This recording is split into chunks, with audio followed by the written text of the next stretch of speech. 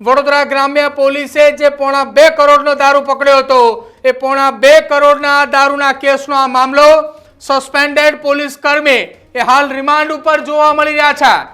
પ્લાન્ચ લેનારો state monitoring સેલનો suspended police કર્મી એ remand ઉપર છે। સાજણ આહિર કે જે 4 દિવસના રિમાન્ડ પર છે અને 4 દિવસના રિમાન્ડની અંદર મોટા ખુલાસાઓ થઈ શકે છે।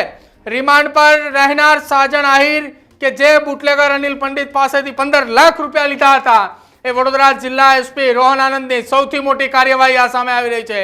આરોપી ટેન્કર ચાલકની પોલીસે પૂછપરછ કરી છે।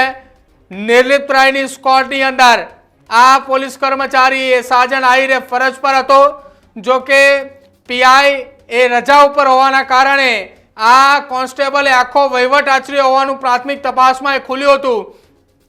જો કે આખી આ ઘટના આપ જે ટેન્કર દ્રશ્યોમાં જોઈ રહ્યા છો એ ટેન્કર તોડી અને અંદરથી દારૂ કાઢવામાં આવ્યો હતો। આ એલપીજી ગેસનું ટેન્કર હતું અને એ ટેન્કરની અંદર પોણા 2 કરોડ રૂપિયાનો દારૂ એ લાવવામાં આવ્યો હતો। આ પોણા 2 કરોડ રૂપિયાનો દારૂ એ રાજસ્થાનથી ગુજરાતની અંદર ઘુસાડવાનો પ્રયત્ન હતો, જેમાં વડોદરા એ કરજણ નજીક આ દારૂ એ પકડવામાં આવ્યો છે।